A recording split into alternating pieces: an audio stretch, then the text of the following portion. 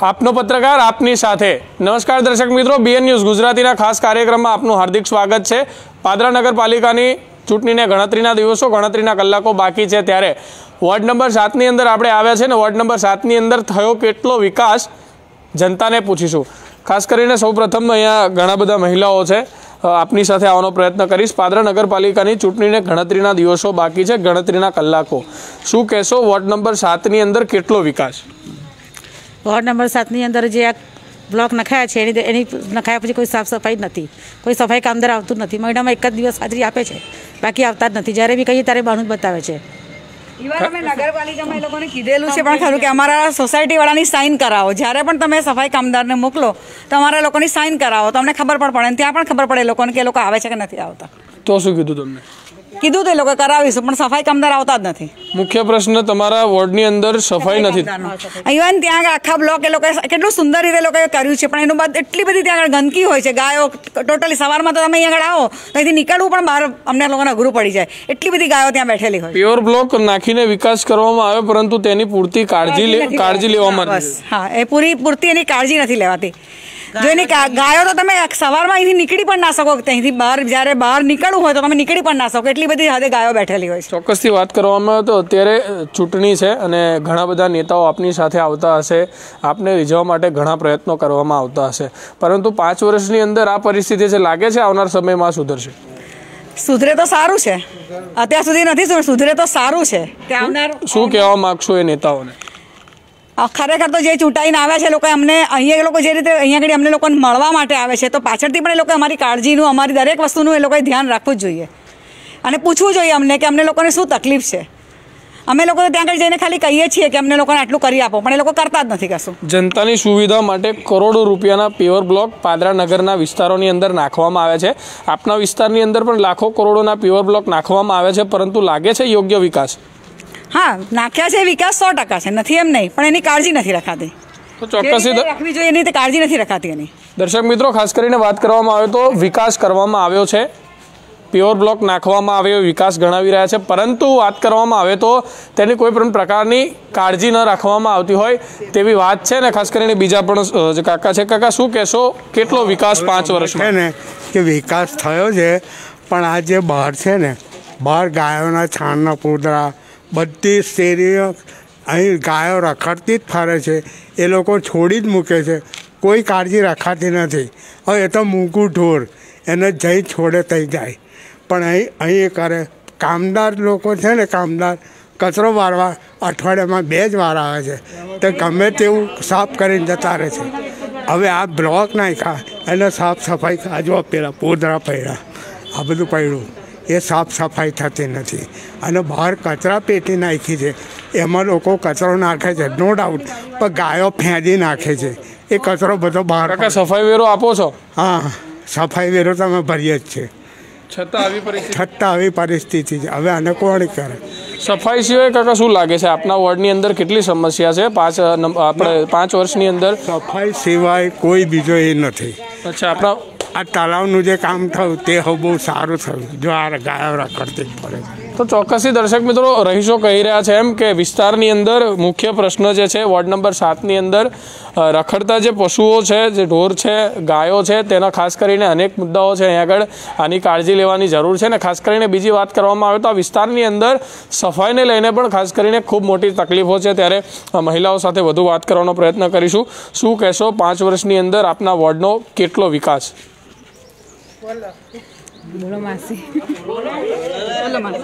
કાકા શું કહેશો તમે, કેટલો વિકાસ? હવે વિકાસમાં તો શું કહીએ, આ રોડ બન્યો, એ રોડ એમાં જ બન્યો ને। કેટલી સમસ્યાઓ છે?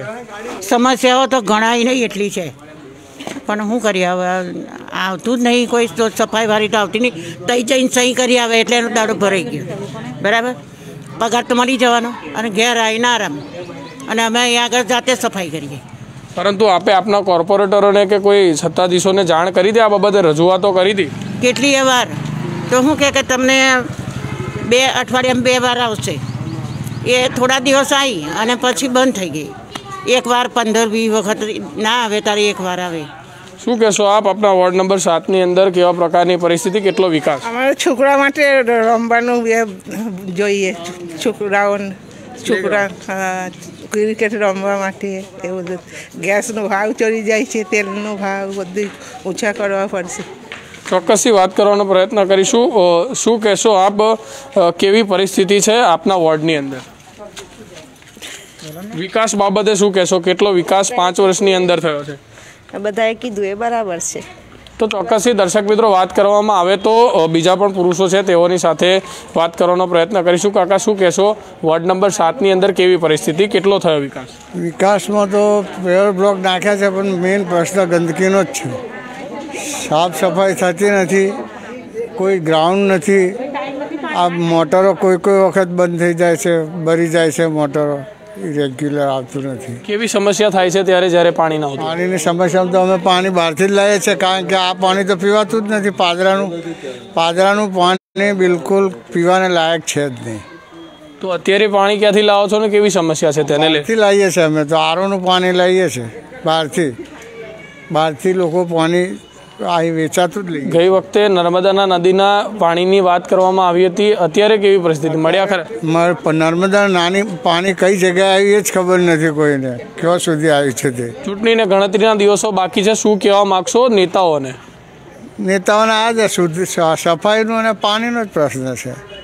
5 વર્ષ પહેલાં કાકા તમે જ્યારે મતદાન કર્યું, ઉમેદવારોને ચૂંટીને લાવ્યા, 5 વર્ષ વીતવા છતાં હજુ એની એ સમસ્યાઓ યથાવત છે. ખાલી પેવર બ્લોકને થયું છે, બાકી બીજું તો ચોક્કસથી દર્શક મિત્રો વાત કરવામાં આવે તો પાદરાના વોર્ડ નંબર 7ની અંદર જે રાધેકૃષ્ણ સોસાયટી છે ત્યાં આપણે આવ્યા છે.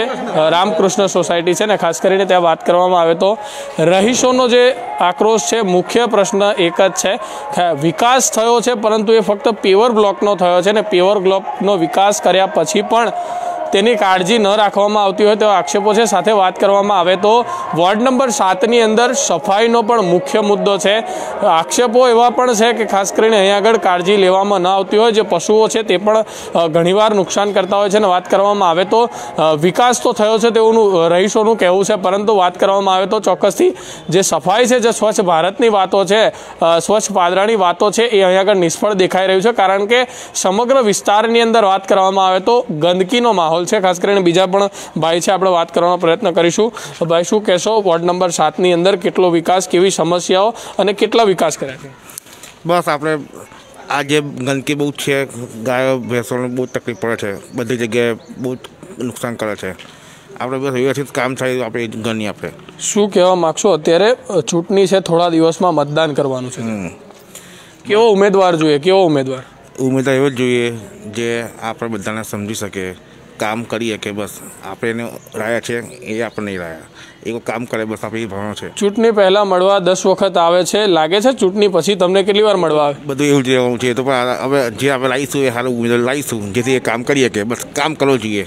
તો ચોક્કસથી લોકો કહી રહ્યા છે કે ઉમેદવાર જે પણ હોય પરંતુ કામ કરે એવા ઉમેદવારને લાવવાની વાત છે. ત્યારે દર્શક મિત્રો, વોર્ડ નંબર 7ના બીજા પણ વિસ્તારોમાં જઈશું અને અનેક જે વિસ્તારો છે એ વિસ્તારોની અંદર પણ પૂછીશું કેટલો થયો વિકાસ. અને ખાસ કરીને જ્યારે મતદાન યોજાનાર છે ત્યારે જનતાનો મિજાજ કેવો છે, જનતા કેવા મૂડમાં છે, એ અલગ અલગ વિસ્તારોમાં જઈને આપણે જનતાને જ પૂછવાના છે. અને ખાસ કરીને ગામડાઓની અંદર પણ કેવી પરિસ્થિતિ છે જોવા માટે જોડાયેલા રહેજો BN ન્યૂઝ ગુજરાતી સાથે. કેમેરા પર્સન વિશાલ ડબગર સાથે ભાવિન પાટણવાડિયા, BN ન્યૂઝ ગુજરાતી, વડોદરા, પાદરા.